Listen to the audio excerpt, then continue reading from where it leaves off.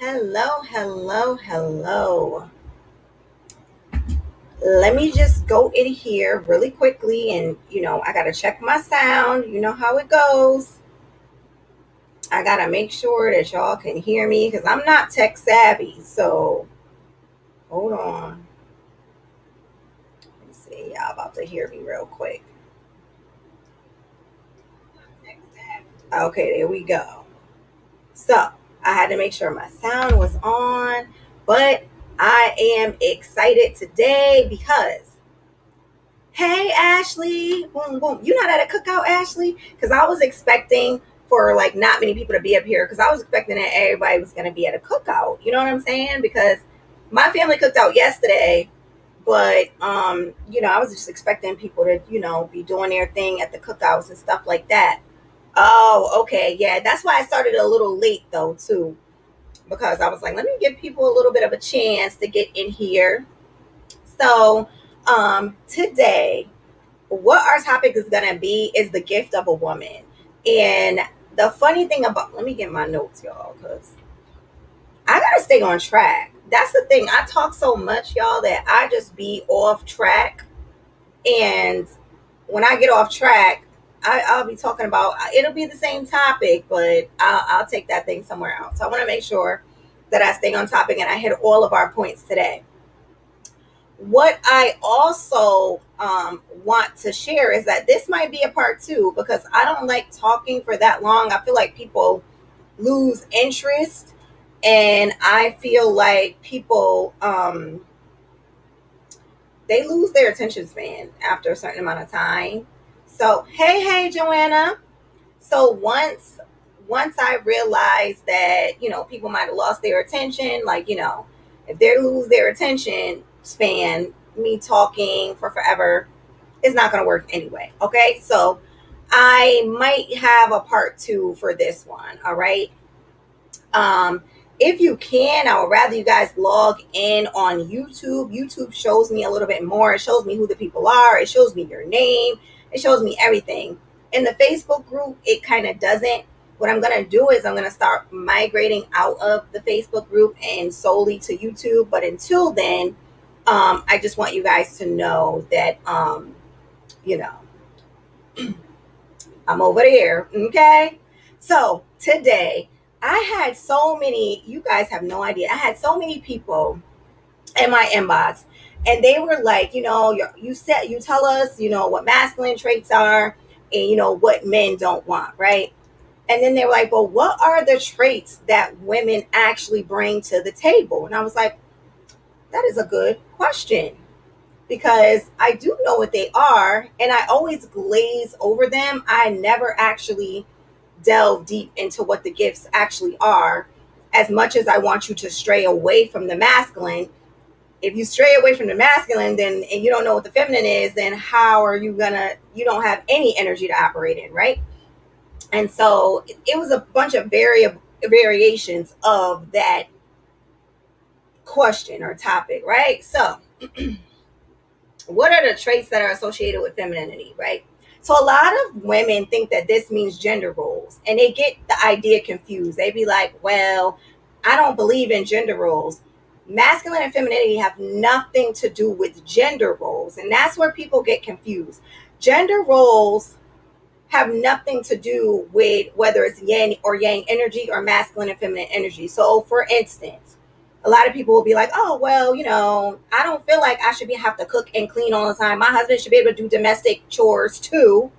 Yeah, he should, because that's basic adulting. That is not considered a feminine role. That's basic adulting. You should be able to cook for yourself. You should be able to clean up after yourself. You should be able to do these things. I will get into gender roles a little bit, but it's not about a gender role. Like I said, my husband has to eat like 70 million times a day, and I eat twice a day.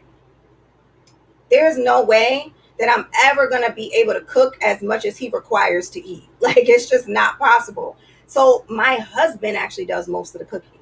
Like, and he doesn't feel like emasculated doing it. He got to eat, and he actually works from home.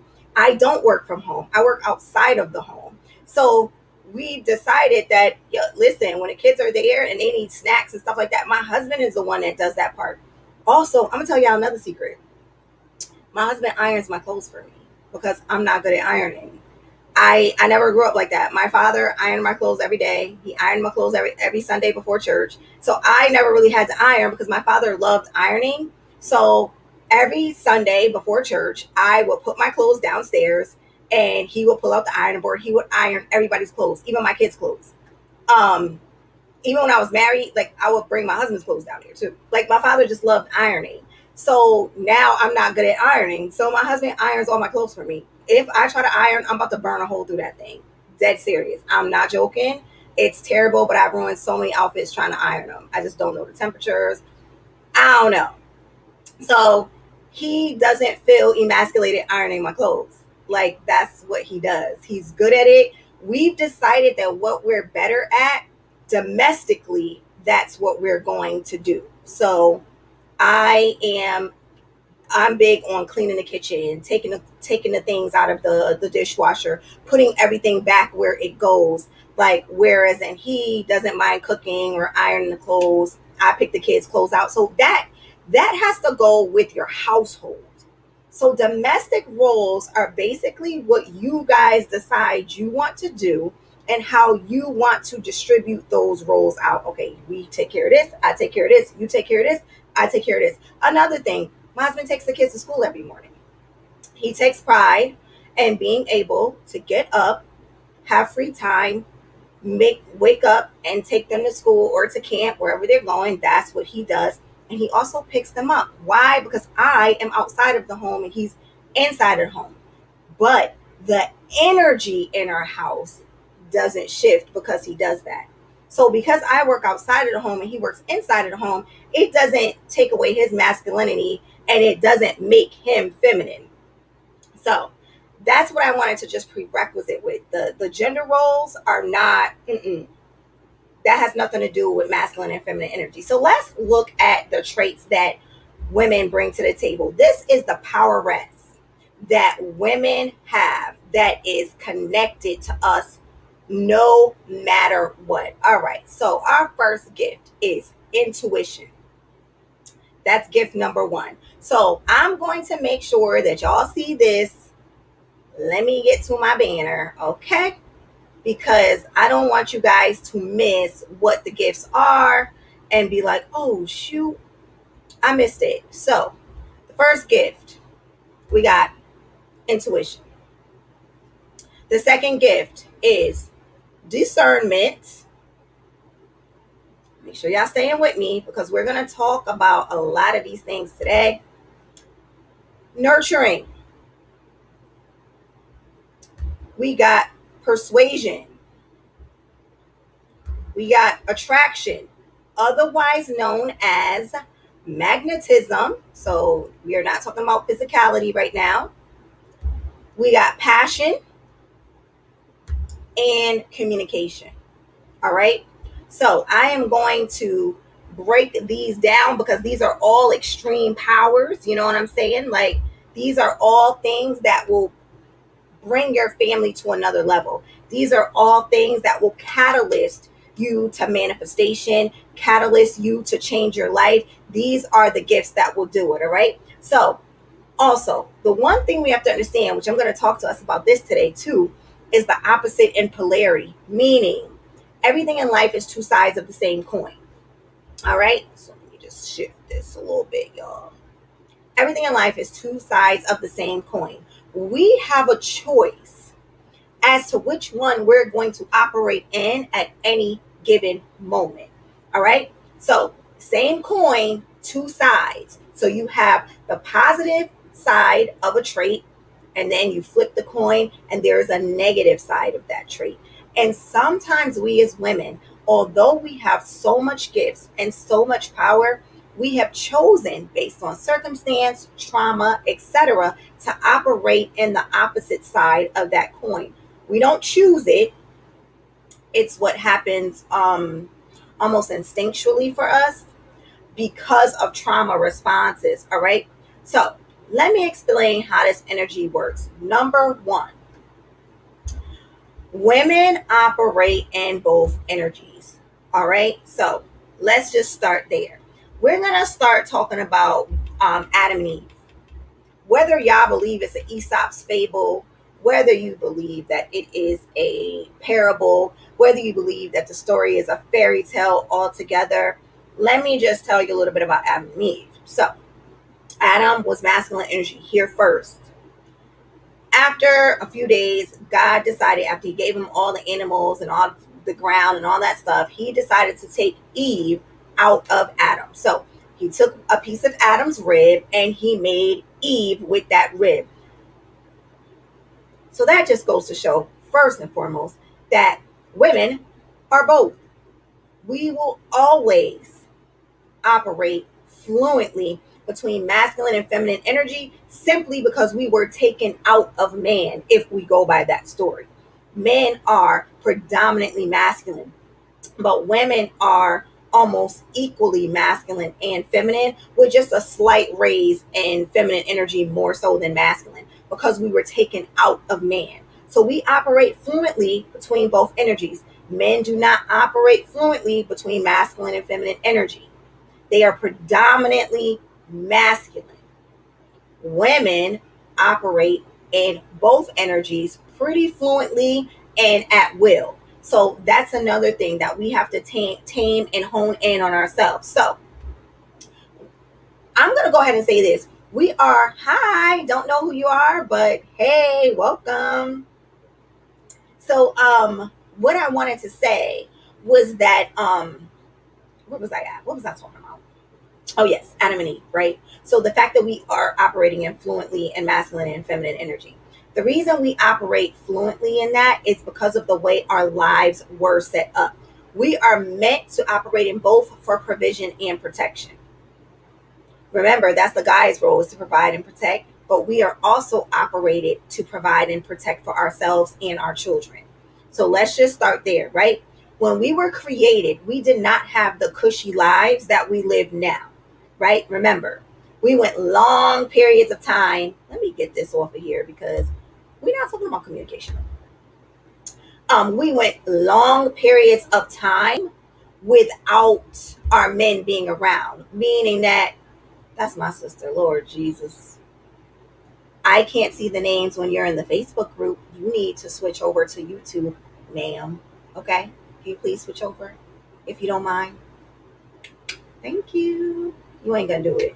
But anyway, so we went long periods of time without our men. Long periods of time. They had to go out. They had to hunt the food. They had to bring the food back for long periods. So what do y'all think we were doing while they were out getting this food and these oxes and whatever it is that they had to bring home the bacon for real? What do y'all think we was doing? You think we were so docile that we didn't know what to do? We had to protect our children. We had to learn how to use weaponry. We were not sitting home talking about some, if something come in here, what I'm supposed to do. No, when something came in here, we got to protect our kid as though the husband was there. Point blank, period. Well, I'm just going to let us all die while he's gone. I'm not letting us all die. The only difference between those women were that they knew how to turn it off when the men came back. So they understood what their role was. What they would do is the husband would go hunt. While the husband was in the home, the wife was super feminine. She was super serving. She was super submissive. When the husband left, the wife had to become in charge. Hi, Joanna. I can see you now. The wife had to become in charge and take over that family. She had to make sure that her and those children were going to be safe until that husband got back into the home or the hut or wherever, or the cave, wherever it was that they were living. That's what she had to do. All right. We also had to utilize the food that the husband already had made. So now we had to utilize the food. We had to become very aware and almost instinctual to know when there was danger coming toward the house. And we had to know how to ration the food, meaning the food that he already had brought in, now that had to last until he came back with new food.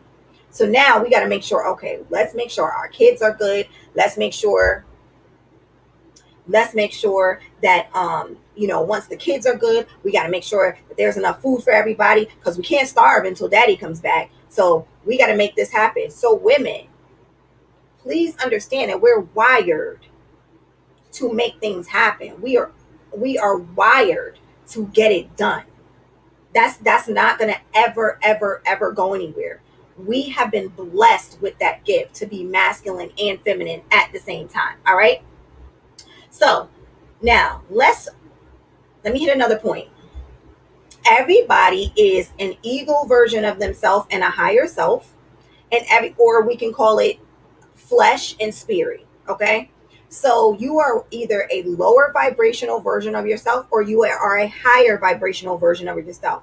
Now, remember the cartoons back in the day? They knew something. That's a metaphysical principle. People are always two sides of the same coin. So remember in the cartoons, they would have like the devil on one shoulder and an angel on the other shoulder. In real life, everybody's like that. Everybody has a good and a bad them inside of them. You get to decide which one you're going to go with at any given moment. So let me just give y'all a point here. When a woman is acting masculine, she is usually operating in the lower version of herself. Because once you swap energies, you're usually not operating in the strengths of what that energy is, because you can't. It would defy the law. Like, we are always trying to like box with God in a sense. Like, why are we boxing with God? Like, God knew what he was doing when he made us do what we're doing, right? He knew exactly what he was doing when he made man. He knew exactly what he was doing when he made women. Men and women fit together like a lock and key, just like this. But when a woman is operating in masculine energy, whatever that is, you're usually operating in the negatives of that energy.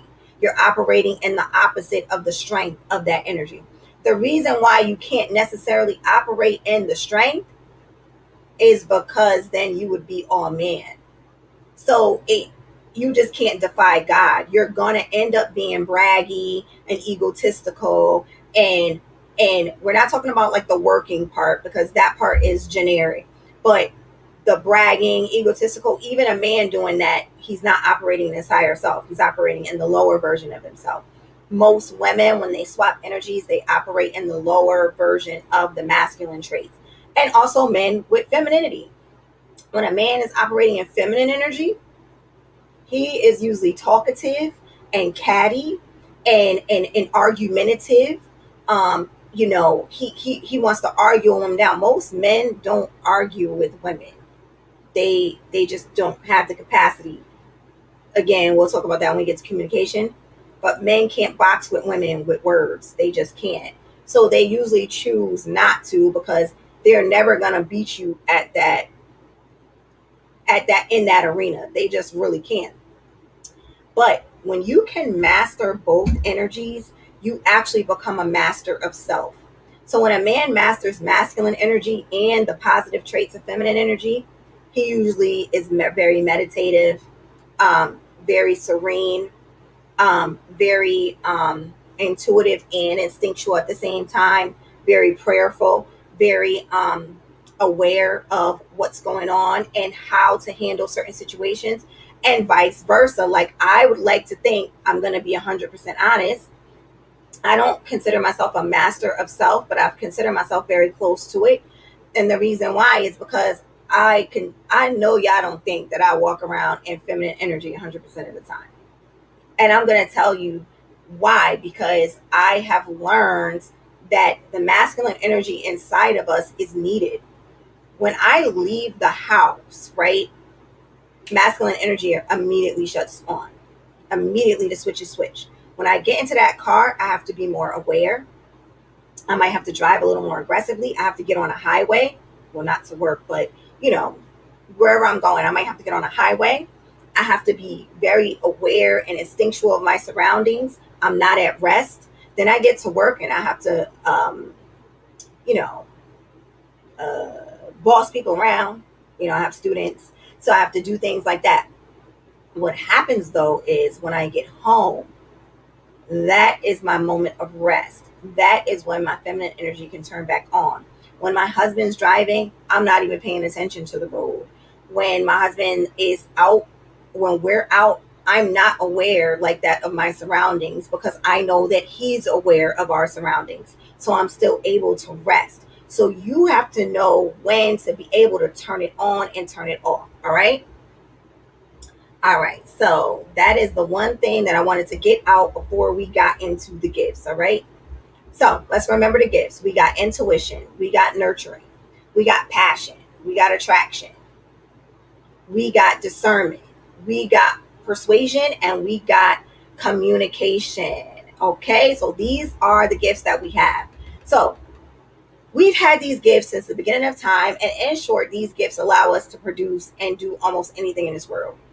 At this point, there's nothing that women actually can't do. Okay. And we need to know that. And these gifts are not by accident, they're actually by design. We are designed to be able to do the things that we do. We're designed to be able to operate in all of these arenas that we're operating in. But we are also created to be the very vessels that bring life, dreams, visions, goals, and manifestation into this world. Who said excellent, Nisha? I don't like that I can't see who these are because I feel like I can't even talk to people. Like, this is terrible. But we're are the vessels. We birth new life, we birth dreams, we birth goals, we birth visions. That's what we do. That is one of our gifts. Like, I'm gonna get into how important that one gift is, but that gift is one of the most important gifts as women that we can ever have. There is nothing else in this world that can birth um new life into this world, um, whether it's physically and or spiritually. Nothing can hold a candle to how women can birth into this world. All right. That's why it's of utmost importance how we decide to wield our power. So this is a fact to remember. If you write, please write this down because you're not going to want to forget this. All right. Power that is not focused correctly can be catastrophic. And when the purpose of something is not known, destruction is inevitable. And that is where a lot of us as women have been operating in. The When you don't know, um, when your power is not focused correctly, it's gonna bring catastrophic results into your life. You gotta learn how to operate in your power and wield the power good. You got to know how to wield the power in ways that it moves things around for you. But if you have power and you don't know how you're using it, it's the same way that you wouldn't give a kid mad power, or you wouldn't give the kid um, you know, you don't give him access to his trust account while he's 8. The reason why is because he's gonna blow it. I got you, Natima. So power that is not focused correctly can be catastrophic, and when the purpose of something is not known, destruction is inevitable. So if you don't know the purpose of what a woman does, it's destruction. It's like trying to use a butter knife as a screwdriver. Yes, it can work, but you're gonna curve the edges of the knife and you're gonna wear down the inside of the screw. You're gonna destroy something. So you have to understand what the purpose of us being here is, and we have one. All right. So incorrect focus, y'all, is causing catastrophic results in our lives. That's just period. There's a lot of women that I can see it happening. They don't know how to get rid of their trauma responses. They don't know how to tone their emotions down. They don't know how to not talk when it's time to not talk. And then these results are bringing these things that they're doing are bringing certain results into their lives, but they don't understand why the results are showing up for them. So just understand where your power lies. All right.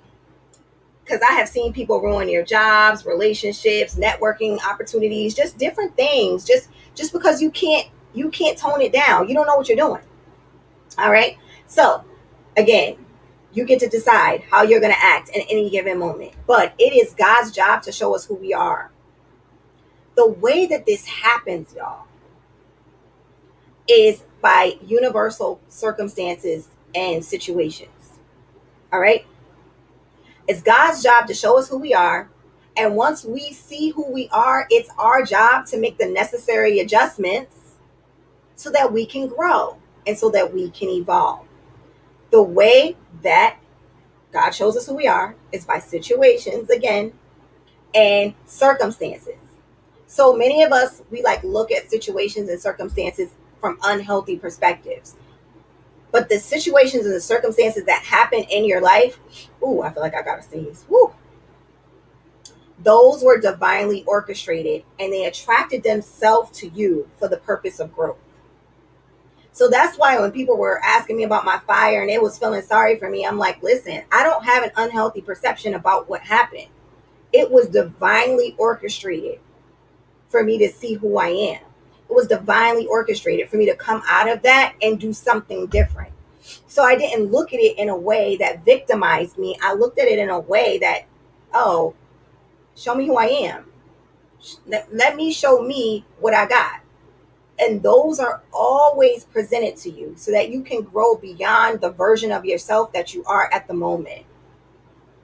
Anytime an adverse circumstance happens to you, it is meant for you to grow past who you are at that moment. Okay? So if how you would have responded would have been A, B, and C, then the way you should respond to this one is D, E, and F. If you respond like A, B, and C again, guess what, y'all? Another situation or circumstance is going to show up so that you can operate in D, E, and F.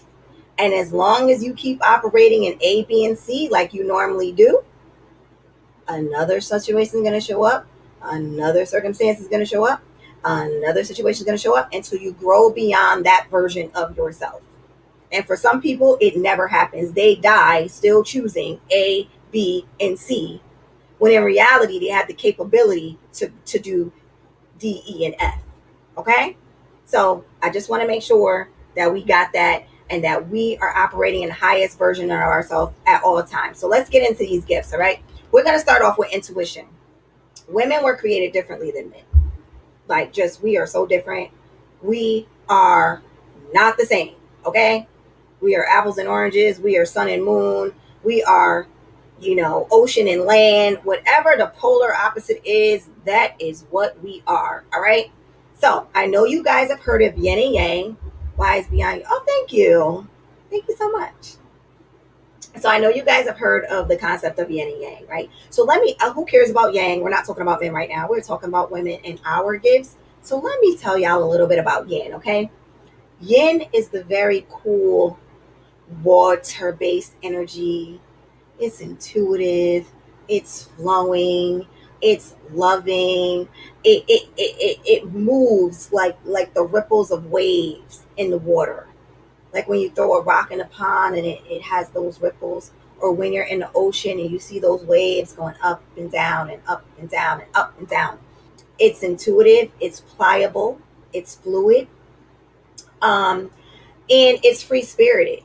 And magnetism is the way that this gift works. So we are yin energy, always, every day, all day. Well, we should be operating more in yin than yang, okay? Magnets do not force anything. Magnets, it's coming in my room. Magnets pull in and attract. So it is meant to cool things down. What you want? You come to get the dog? Oh, y'all walk the dogs, y'all. Magnets don't force anything. Magnets pull in and they attract. It's meant to cool things down, not amp things up. So if you are a woman that is always talking about how amped up you are and how you about to do this and how you about to do that, that is not how femininity works. Femininity is an allure. It is like a magnet. Like if you're around a magnet, it can't. Oh wait, do I have one right here? I think I got a charger that's a magnet. Oops. Look at me wilding. But I got a charger that's a magnet, and every time I put it near my let me turn my light back on. Every time I put it near my computer, it locks into my computer. Like it can't stop. Like it is like it just goes right to it. So that is how we should be living our life. We should not be forcing anything, whether it is jobs, relationships, friendships, events. If it feels forced, don't do it. Rule of thumb. Because that means you're not operating in yin. Because if it's yin, it comes in effortlessly. All right. Don't force anything, not even ponytails. Okay. If you got to force it, just let it be. Okay. Things are drawn to you, things are magnetized to you. Men, friendships, networking, opportunities. These things are drawn to you when you operate in your feminine energy. So, feminine energy uses a different type of energy to get things done. So a lot of us are out here playing ourselves, we're spinning our wheels, we're working too hard. And the reason why is because we're trying to get things done like men do. When okay. When the Bible says that we was cursed, okay, because I'm gonna talk about that too. We were cursed, and then God said, Adam, this was about to happen to you. You are about to have to struggle out here in these streets, okay? You are going to be working, working, working, and money is not going to come to you that easy. You are going to have to work so hard to even get a little bit. It's not even going to be funny. Okay. I'm paraphrasing. That's the new living Tanisha translation. So that's what God said, right? So men are supposed to work hard. Men have to toil and toil and toil the ground before they see fruit. That is not a woman's trait. A woman's not supposed to be toiling the ground until she sees fruit. A woman, it comes to her. It just comes. You don't have to do anything. Just stand there, sit pretty, use your intuition, and use your magnetism. Okay? Stop working so hard. Our bodies were not meant to do what men's bodies do. Our bodies break down faster. They got more muscle mass. They are stronger. It's just different. But yet we're out here trying to run a race next to them. To prove what point, I have no idea, because it won't be me. I don't even want. We had a sack race yesterday, and they were like, "Oh, anybody over 35." So first I was mad because I was like, "I'm not about to sack race against these little kids." But I'd rather sack race against little kid girls than a sack race against grown men. Two hops, they at the front, and I'm still struggling, falling out the bag. Like it's just not cute. We gotta stop working so hard. This is not where our work is, but I'm gonna tell you where it's at, y'all, because I'm gonna get y'all together today. Like my sister Natima said, I love you, girl. So you just know. Let me tell you about this lady, though. I gotta tell you. So I met this woman on a podcast, Miss Natima Cherie. You got to get her book. It's called Beneath the Crown. It's a compilation. I started reading it the other day. Amazing. I keep trying to get it to my sister because I bought my sister a book while I was there, but we can't get it together. The book was in my car. We was at a cookout yesterday. I must have got tipsy, didn't give her the book.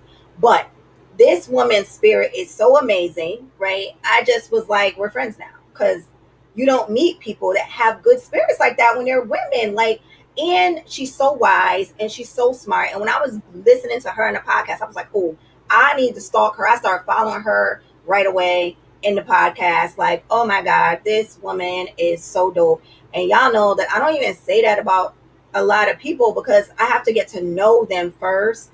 But I just felt her energy like through the screen. Like it was just amazing. And now she got sister for life because you just don't get rid of people like that. Okay. When you find people like that, y'all, you keep them around. Okay. But again, we as women be getting catty and weird and jealous and emotional, and then we end up pushing people that we would need in our life away. It just doesn't make sense to me. I'm baffled. So, okay, I just wanted to say that. So, Yen uses different kind of energy to get things done. All right, so it doesn't force anything. So, women were created to be the intuits, the feelers, and the foreseers of our family. Now, y'all know that's a very big role, right? Because we have the ability to sense, we have the ability to feel. Men don't have that ability. I don't know if y'all don't know that. Like, men don't have that ability. A woman can walk by another woman and you guys don't even have to touch, but the hairs on your body will stand up. Men don't have that. They don't got that. Their skin is too tough and their sensations are dimmer. And their sensations need to be dimmer because women feel pain and pleasure more than men do. It's pleasurable when you're messing with their erotic member, and that's it. Anything else, you got to work kind of hard for them to actually feel the pleasure because their bodies were not meant to do that. They have to really like, in order for their bodies to start to feel, because they were meant to be tougher and out here in these elements. All right. So we are the feelers of the home. We can tell, boom, right away when something's not right in our family, whether it's with our husband, our children, our kids, our parents. That's just how it works. We are sensitive to the spiritual realm and to the sense realm. All right. But that could be our downfall sometimes. So let me just get us together. Y'all, I keep feeling like I gotta sneeze, and that is like bothering me. All right. So that's a tremendous gift to have. This is like a huge call. When I feel like there's a call on something, I take it very, very, very seriously. So the key to activating this gift, if you guys want to know, is to become stronger than it naturally is. And the reason you do that, or the way that you do that, is by prayer, meditation, visualization, and connection to whatever your higher power is. All right, whatever that is for you, Buddha, Allah, the universe, I don't know, a monk, I don't know. It doesn't matter, to be honest. You got to connect with the higher part of yourself. Prayer, remember I said, is not a petition to God to make everything all right. Prayer is thanking God for what is already done. That keeps you in a positive vibrational state at all times. Meditation is quieting your mind, which is something totally different. That is sitting, quieting your mind, and focusing on your breathing.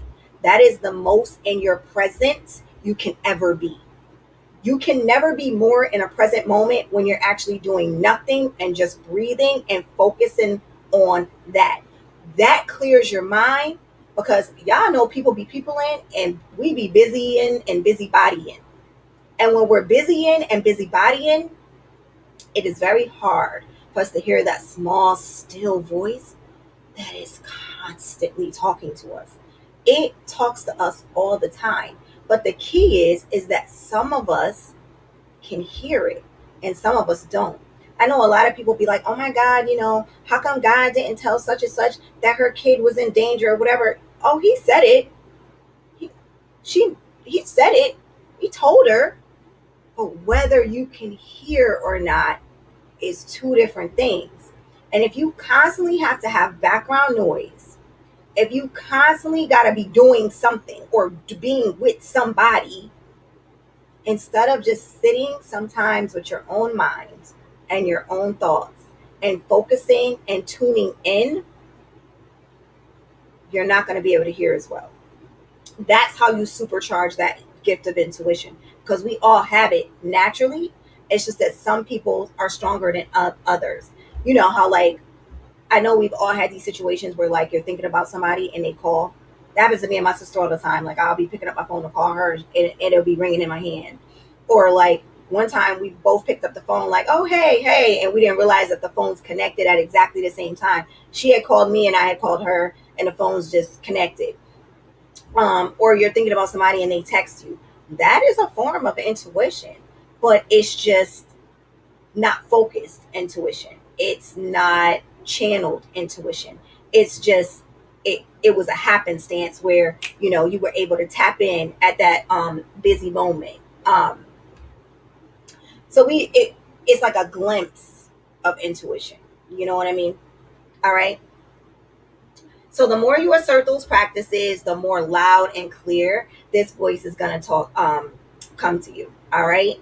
So remember, prayer, meditation, and visualization. Oh, I didn't talk about visualization. So visualization is actually just closing your eyes and seeing yourself having what it is that you desire. So I know a lot of self-help people be like, see yourself on stage.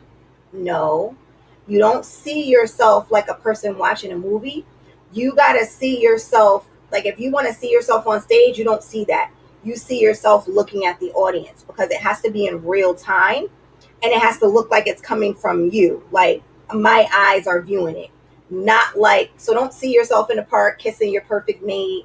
You have to be looking at the mate, kissing the mate, not seeing it happen like somebody videotaped you, if that makes sense. So that's the biggest key to visualization. I do my visualizations at night because I just feel like it's easier. My eyes are closed. I'm kind of coming on in. I'm hunkering down for the day. And so I really enjoy doing it then. My dreams are more vivid, and I actually feel like I'm able to just connect to my source or my God better.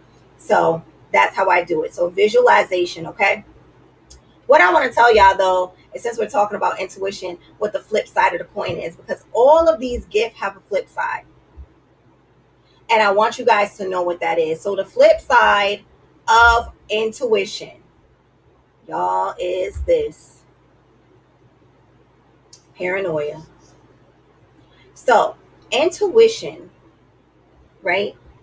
Since that's what we're talking about, I'm going to give y'all the definition of it.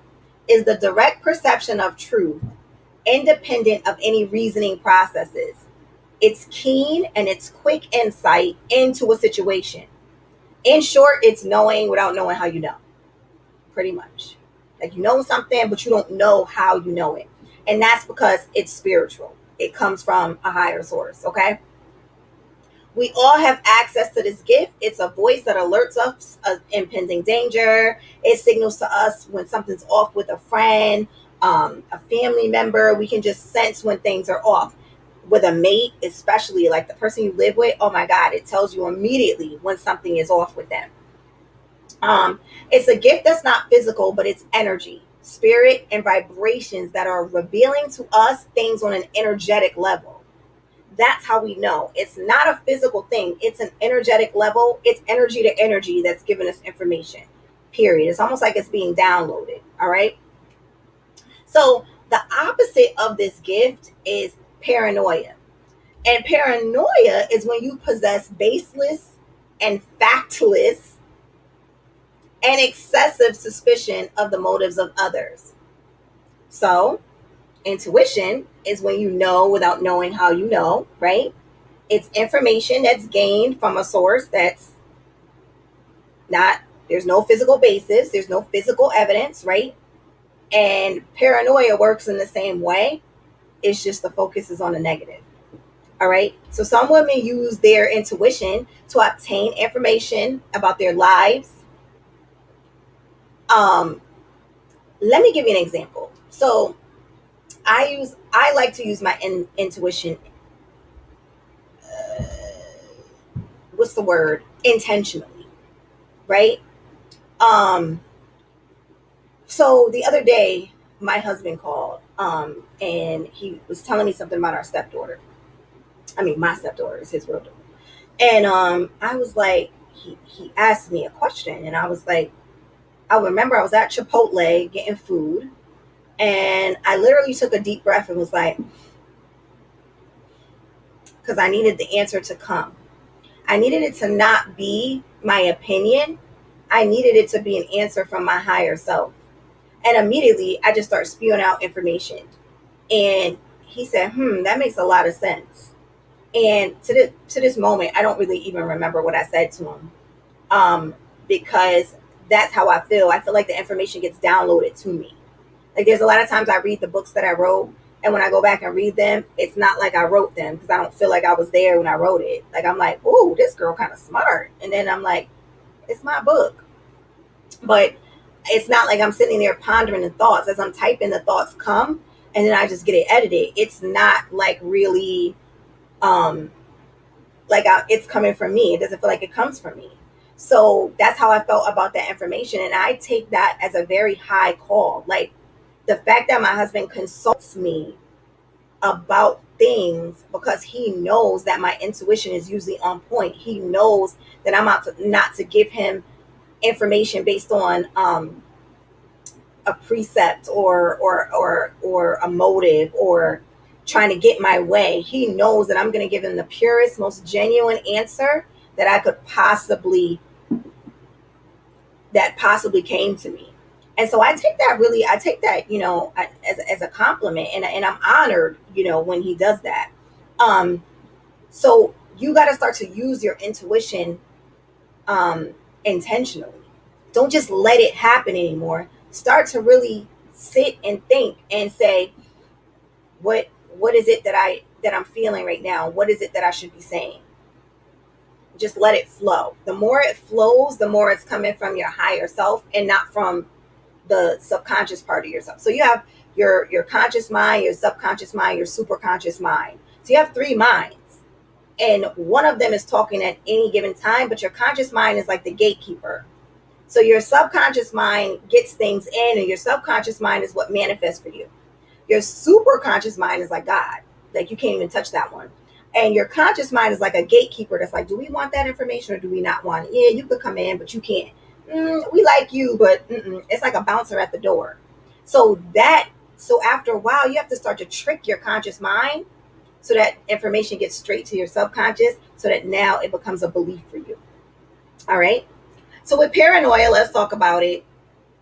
You become suspicious of everything. You question the motives and intents of everything and everyone, and you're basing it on intuition and a bad feeling when really it's just fear based.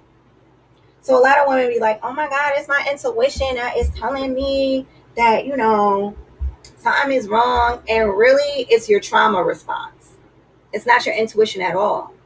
You're just paranoid of the fact that something happened to you that hurt you that might happen to you again. So now you're on guard. Now you have a fence around yourself. That's not intuition. That's paranoia. The precept is the same. The feeling comes from factless, baseless information. There is no proof, but one focuses on the positive and one focuses on the negative. And this is where how you can tell which one is which. All right. The way that you can tell which one is which is because your paranoia causes you to do things that are, I don't want to say out of character, but paranoia will cause you to do things that are weird. Like paranoia is what causes you to go through phones. Paranoia is what causes you to like sneak and look at emails and Instagrams and stuff like that. Paranoia has you going through pockets and investigating, where intuition doesn't have you do those things. Intuition is a small nudge, like something's not right. Mm, just put that in the back of your head, shelf it. Mm, something don't feel right. You're willing to let it unfold because you know something don't feel right, but you're not going crazy racking your brain to look for the answer because you know that the answer is going to come. All right. So a lot of times they just think it's their intuition, and it's actually not. It has nothing to do with intuition. Paranoia causes crazy, frantic behavior. Intuition does not. Okay. And also, intuition has no basis in your feelings. You will never understand why you feel that way because there's usually no proof of it. Where paranoia, sometimes there's a little bit of proof. You just need more. Intuition has no basis in feelings. Not even a little bit. You don't even understand why you feel that way. You just like something's off. I can't put it together, but it's going to come to me. That's how intuition works. All right. So ask yourself these three questions. This is how you can tell. All right. When you feel suspicious of somebody, just ask yourself, did this come from a past experience? Like if you're feeling suspicious about something or someone, did this happen to me before? Um, has this person given me a reason to suspect them? Whatever it was, the suspect thing was. And then also ask yourself, am I just afraid of this particular experience happening again? Because a lot of times we're just afraid that something that hurt us is going to happen again. So we're going to try to block it from happening to us again before it happens. So ask yourselves those questions, and then you'll actually really know whether you're operating in intuition or in paranoia. All right. Don't ever feed your paranoia. The more you feed it, the bigger of a monster it's going to become. All right. Check it at the door and don't feed into it ever. All right. And this will cause the paranoia to eventually shrink away so that your true intuition can move to the forefront. You gotta stop feeding the negative and the shadow and the ego portions of yourself in order for the other side to show up. If I have a quarter, which I don't have one there, but if I had a quarter, you're not gonna see the tails as long as I'm holding the head up. So you gotta not feed that version in order for the other version to show up. The shadow version always has a positive version, but they will never show up at the same time because they can't. All right. Our next gift.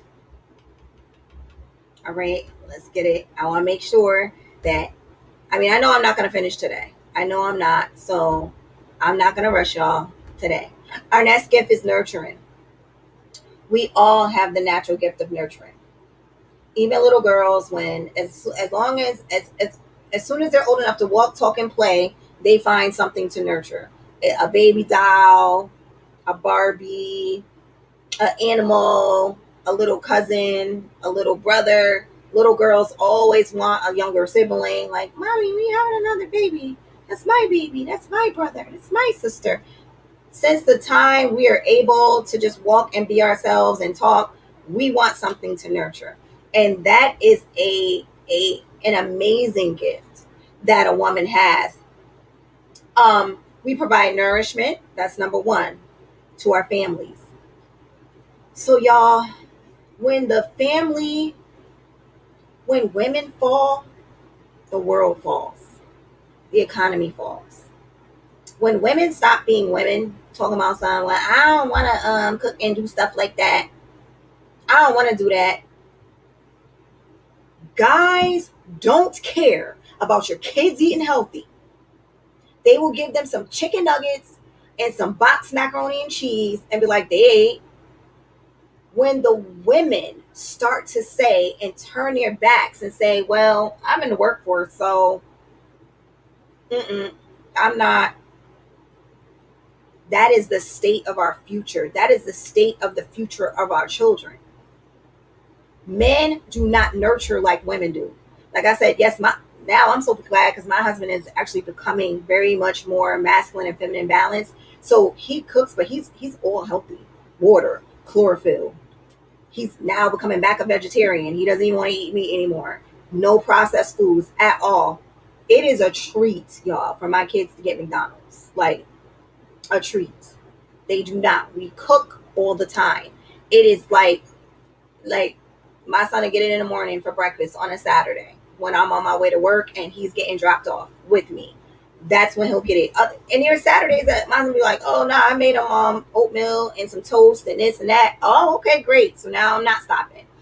So if you don't have that, the state of our children is at risk, y'all.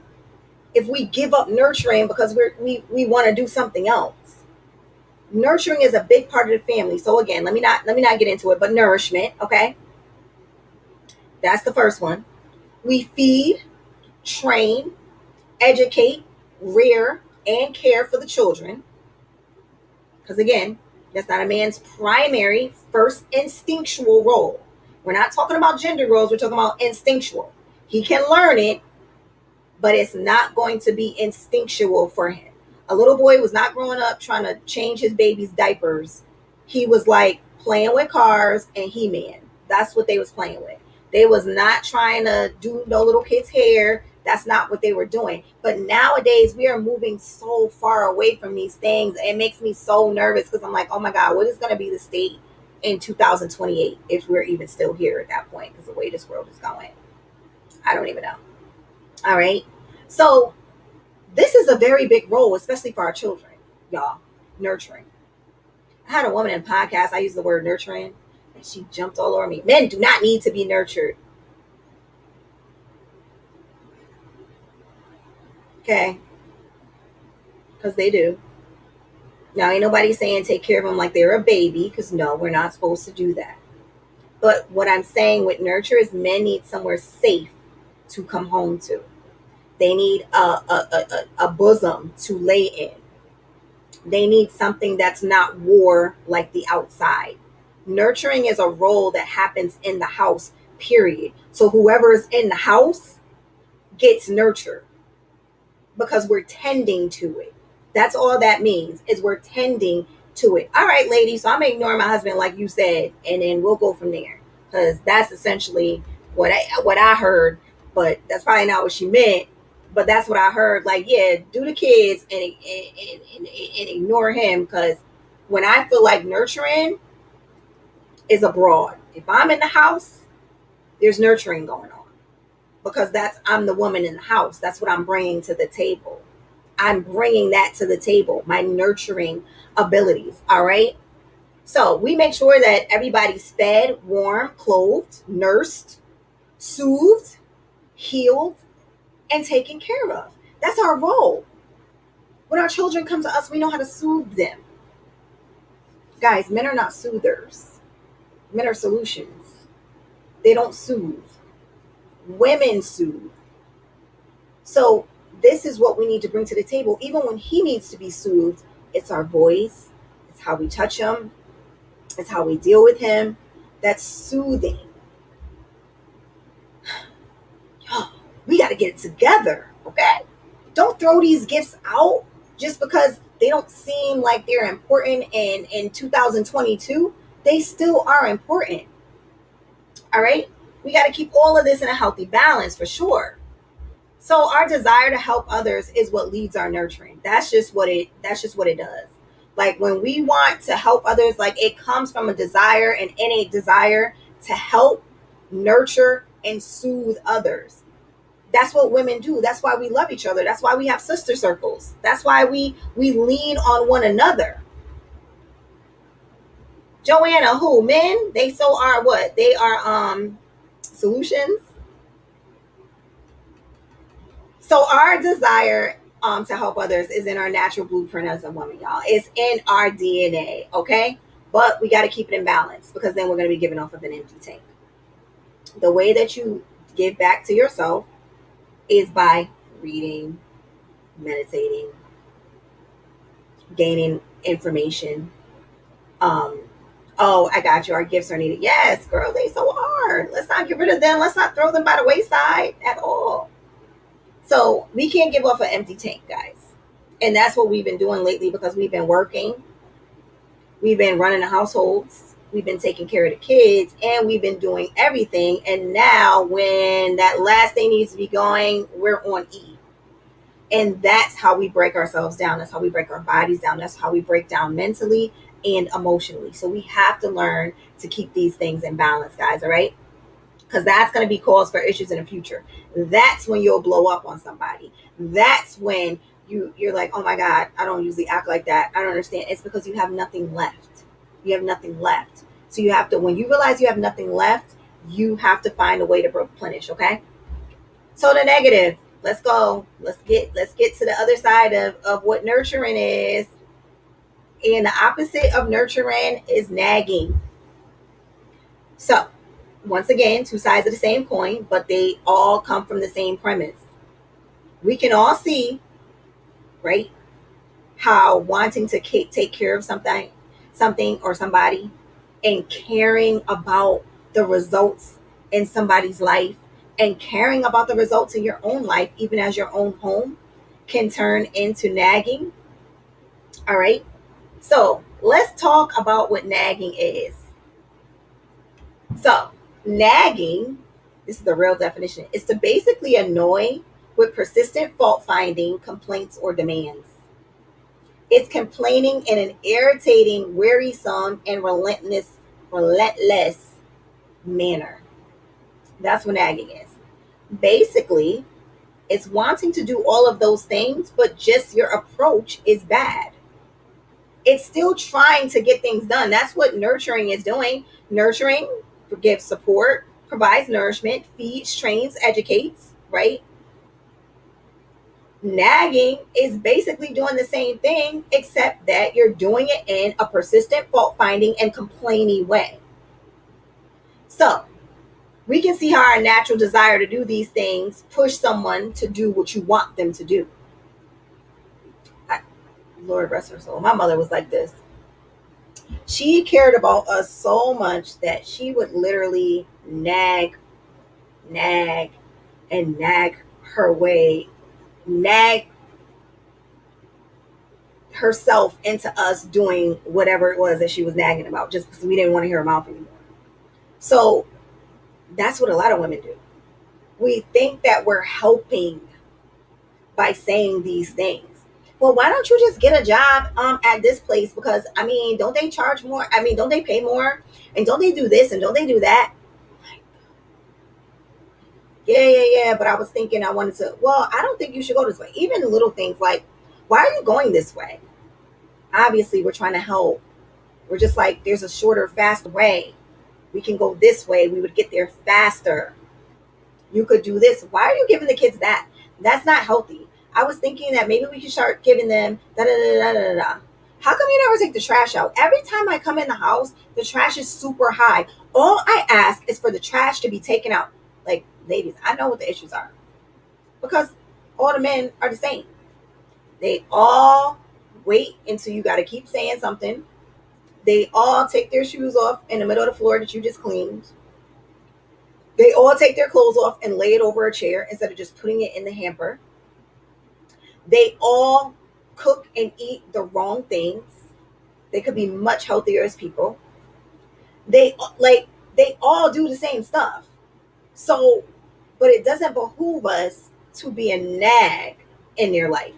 It also doesn't behoove us to be a nag in our children's lives. So, this is the opposite side of the coin for nurturing.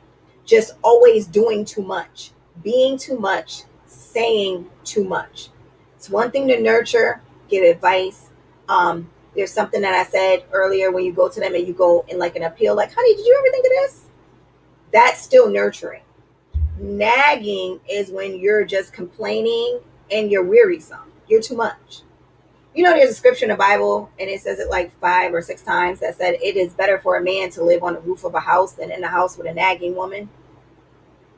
Like it literally says that it is better for a man to live outside on the roof than it is for him to live inside with a nagging wife. So I never forgot that scripture because it said it mad times. I'm like, why is it in here like 6 times? That's crazy. Like, what woman is driving you crazy? Whoever wrote this book. Like, I think it was King Solomon.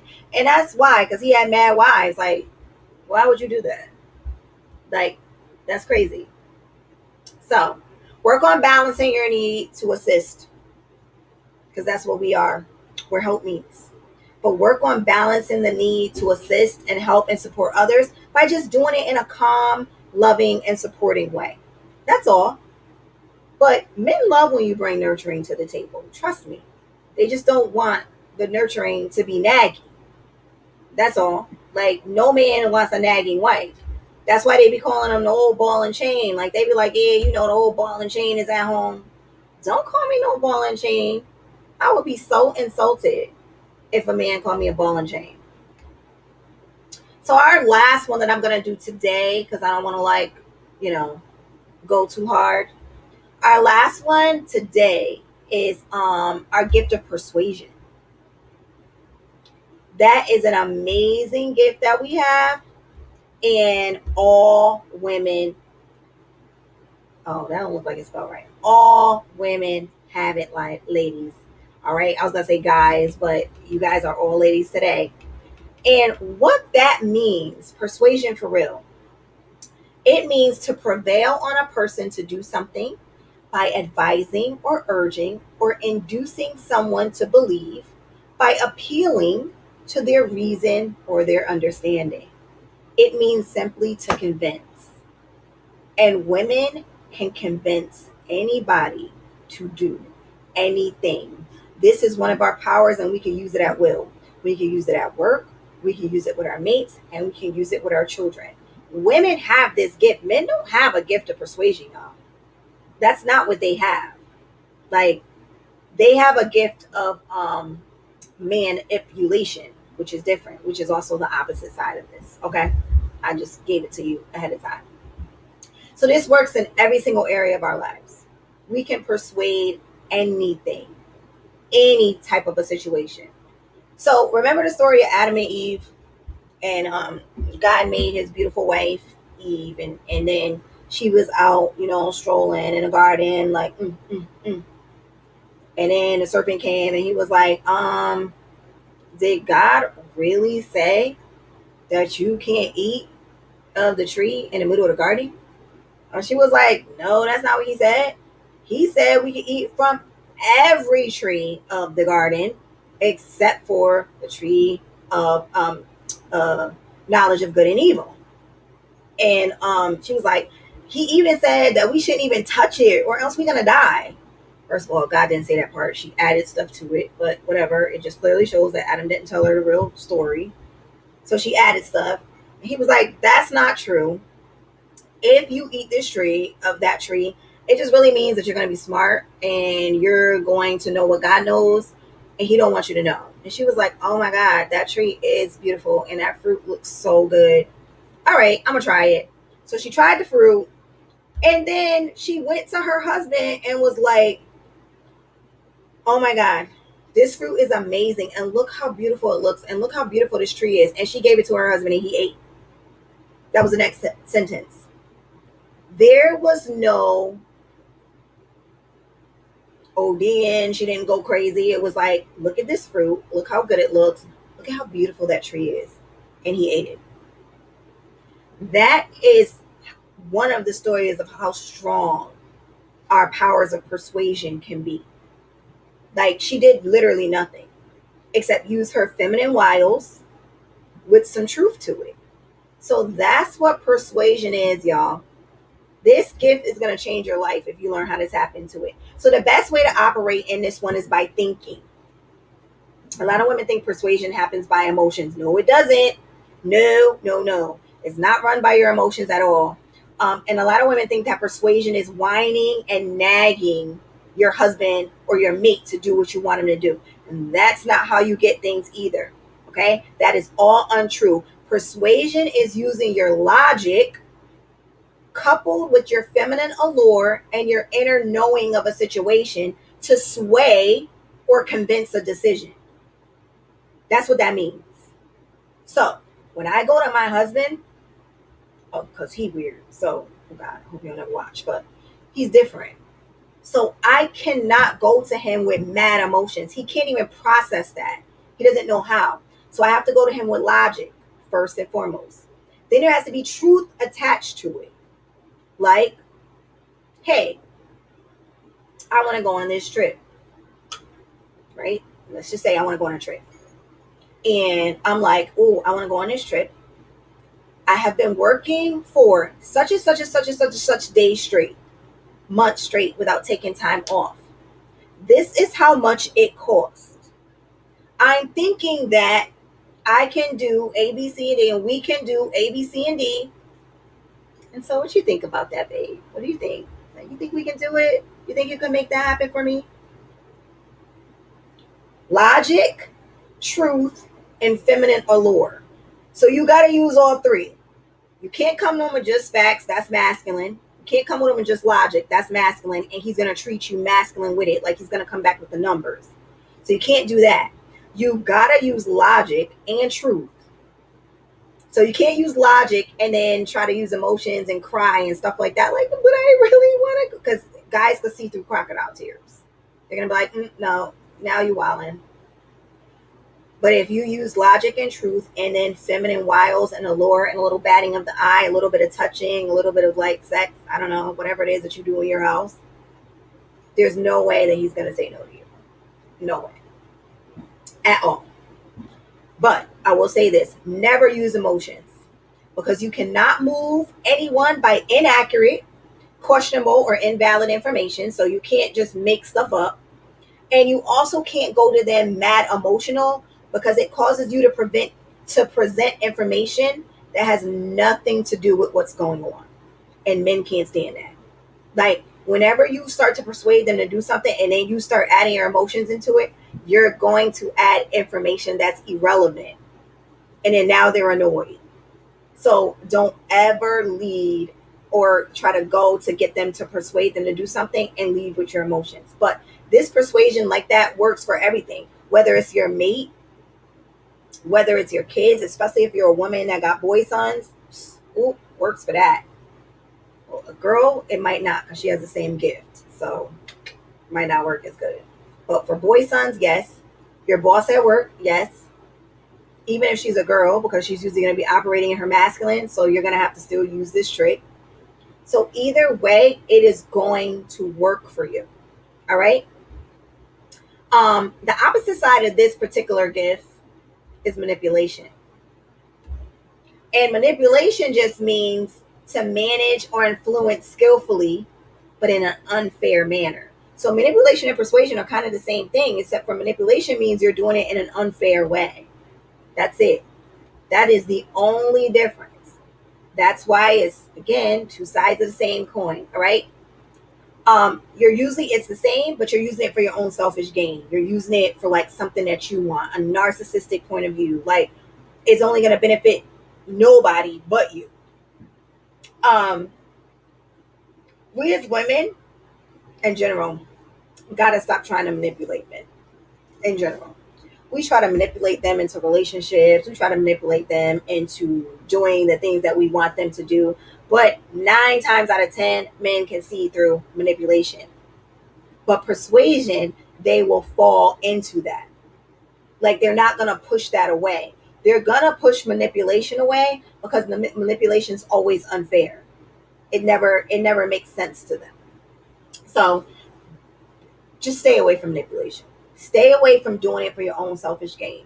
Make sure that it benefits you and other parties, and mainly that other party being him. All right. So persuasion has an allure to it, and manipulation has control attached to it. Two different things. Like persuasion is like there's a treat at the end of this, where manipulation is usually about control and just get them to do what you want to do. Remember that other story in the Bible, um, where it was Samson and Delilah, and everybody thought he was so stupid, and it really wasn't that. It was just that she used her manipulation very well.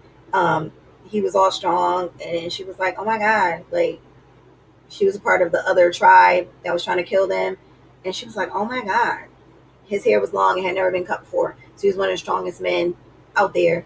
She was like, "Oh my God, how do you have all this strength? Like, what is it?" He was like, "Listen, all you got to do is tie me up with 7 new ropes and that have never been used on anything or anyone before, and I will be helpless like a regular man." And then he woke up and he was tied with 7 regular ropes that had never been used on anybody, and he wasn't like a regular man. He popped through them like dental floss. And then she came back to him crying, like, "Oh my God, you don't trust me. Why won't you tell me the secret of your strength?" Then he's like, "Well, if you do this, if you wrap me up in this, and if you do this, then, I'll be like a regular man."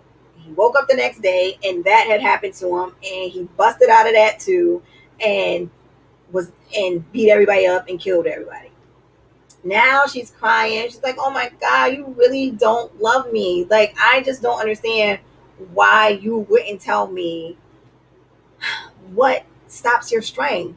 And she laid his head in her bosom and she rubbed his head asleep. And he said, "You know what? Honestly, I'm a Nazarite. My hair hasn't been cut since birth. If you cut all my hair off, then I'll be like a regular man." Now he thought that he was going to be able to get away unscathed from that, but that actually was the truth. And when they cut his hair, he got beat up. They gouged his eyes out. They did all this stuff, and everybody was like, "Why was he so stupid? Like, why would he literally keep telling her?" And the reason why was because he was just tired. He needed her nurturing. He needed to lay his head in her bosom. He needed the love and the support that she was giving him outside of when she was asking those questions. And that's what got him tripped up. So she manipulated him into telling him the secret, because they had told her that if she didn't get the secret, they was going to kill her and her family and her father's family. So she had a motive, and her motive was for selfish gain. So again, ladies. Let's just stay away from persuasion. Now the opposite, not that there's another side to persuasion too. So let's not get into the opposite. The other side to persuasion is attraction. And in attraction, I'm not talking about how you look, guys. Like I'm not talking about your hair, your nails, your makeup. I'm not talking about any of that. I am talking about the positivity in your spirit. That's what I'm talking about. Like the fact that when people see you and they're in your presence, they smile. The fact that you are good vibes only. The fact that you just don't have time for negativity and pettiness. Um, People in general, but especially men, they love women with good spirits. Now, they also love women with good spirits that are smart, though. They don't want you to be dingy and kind of like dumber than a bag of nickels. Like, they want you to have a great spirit, be free, fun loving, laughy, smiley. But they also want you to have a little bit of swag too, because they don't want to think that their wife or girlfriend is so naive and smiley that she could get finessed by anything that's going on out here. Like they don't like that. But they love women with a positive spirit the same way we love women with positive spirits. So that's the attraction. That's the magnetism. That's the allure that I'm talking about. And that's your gateway to success, period. It has nothing to do with men at this point. Your gateway to success is being a positive woman, a free spirited and fun loving woman. Now, nobody wants to, let me be clear about this, be in the presence of a complaining, nagging, pessimistic, unforgiving, petty, glass half full type of woman. You are not a joy to be around at all, for men or women or your boss. Nobody wants to be around that. It's like, ew, oh, you're draining to people. You can't be like that. You gotta exude positivity, and that only comes from what you're putting on the inside of yourself. If you watch what's going on around you and you inundate yourself with the news and negativity, that's all you're going to talk about. So you have to inundate and fill yourself with positive things so that that's what you can give out and that's what you can emanate to the world. But I'm also going to tell you, I might wait till next week because I don't want to go. I don't want to keep you out too long, and I think that's going to be a lot because I was going to tell you how to make your life the way you want it to be and manifest, but I think that's going to be next week. But you got to magnetize yourself, guys, and this, remember this if nothing else, magnetize yourself. And you magnetize yourself by being positive. Positive things are attracted to positivity. If you're negative, positive things are not attracted to you, they are repelled from you. So you might as well just be the other side of the magnet where you're literally like pushing things away from yourself. When you're negative, naggy, and pessimistic, you might as well be playing tennis with every good opportunity that comes your way because you are knocking that ball out of the park. All right. The opposite of this one, let's see where it is. Let's see where it is. The opposite of this is seduction. Your attraction. The opposite of being attractive and magnetic is seduction. Same meaning, right? But it means to lead astray, to draw away from, to corrupt, to draw away from principles, faith, or allegiance. So it's the same gift, but it's used for negative instead of positive.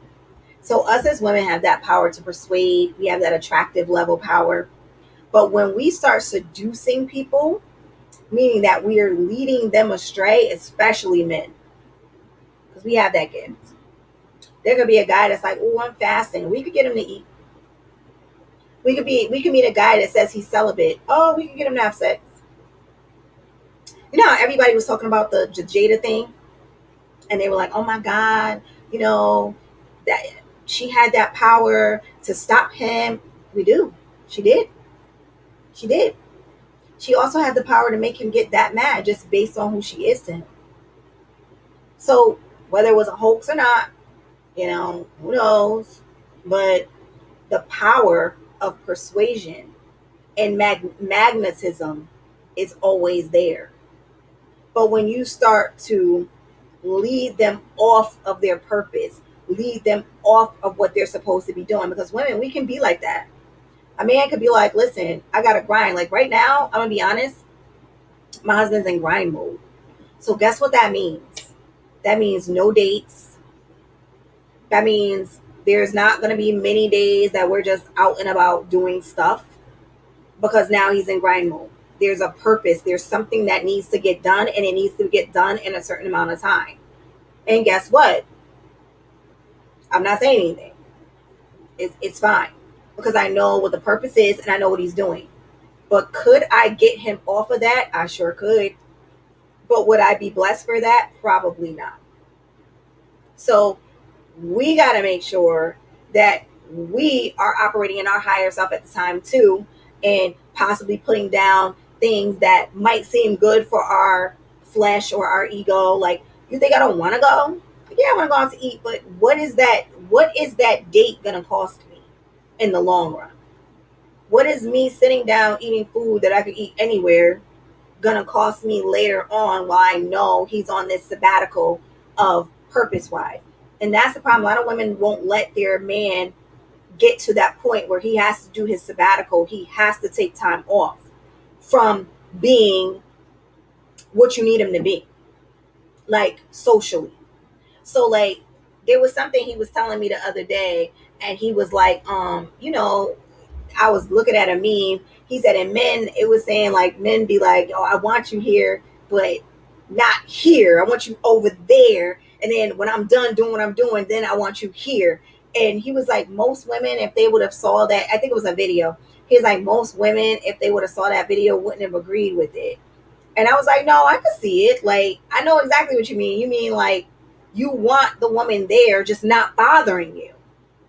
And then when you're done, now you want to be bothered. I get it. But it sounds crazy when you say it out loud.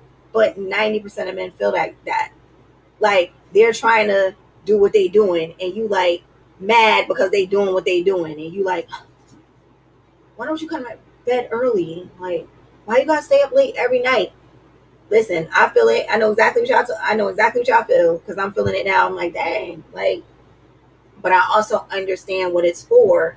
So in having that understanding, I'm able to be supportive in that, and not complaining and nagging in that.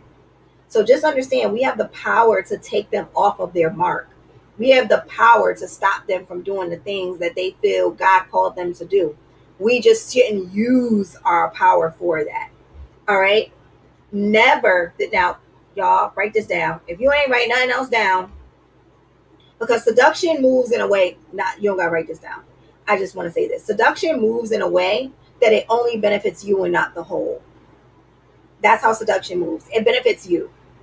I want to do this. I want to go here, and I want to do and go place these things with you. So it's not about the whole. It's not about the whole vision. It's usually about you and what you want to do. Okay? But remember this. Never let a man love you so much that he moves off of his course for you. Never do that. Never let a man love you so much that he moves off of his course for you. Okay? You're going to resent him in the long run, and he's going to resent you in the long run. You're going to resent that he moved off his purpose for you, because although we don't like it when they're doing it, we don't like when you do that either. Like, ew, you stopped for me? You now we broke. Now things aren't done. Now I got to step up because you wanted to be in my face all the time, because I wanted you in my face and you did it? No, you wasn't supposed to do that. Women are weird. Like, I don't know if we know that about ourselves, but like, I don't know if y'all notice this, but when a guy starts sweating you like crazy, like now that get on your nerves a little bit, you be like, ew, like what? Like, I love you to be all about me, but I don't want you to be all about me so much so that you drop your stuff. Like, no, I don't actually want you to do that, because now I'm turned off by that. I don't. No, you're not supposed to do that. It's weird. So you're eventually gonna start feeling like that. You're eventually gonna start feeling like, no, I need you to get back to work. I remember my first husband, like, I was so excited, like, he had lost his job, and I was so excited to spend mad time with him. I was like, oh my God, he get unemployment, so we still got the money. And we did. We still had money because he was getting good unemployment money in. And then all of a sudden, like, after like a month, I was like, um, when are you going back to work? Like, now every day you just want to hang out with me? Like, no, I don't, mm-mm. So, never let a man come off of his course for you.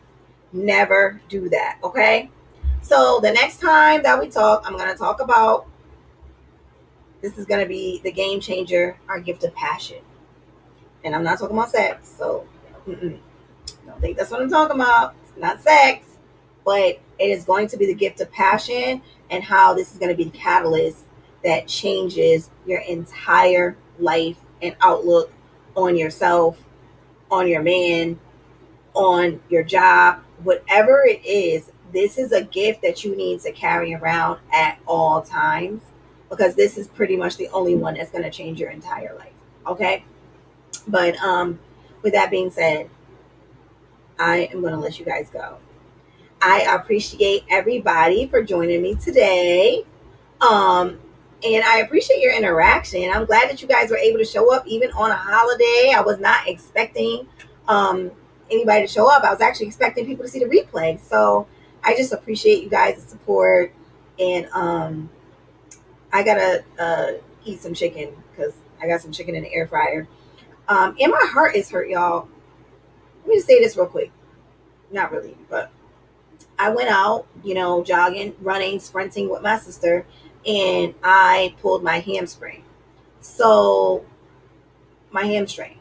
So I put some who called me greedy? I am. I cannot wait to try that chicken in the air fryer, y'all, because I did a different recipe. Oh my goodness.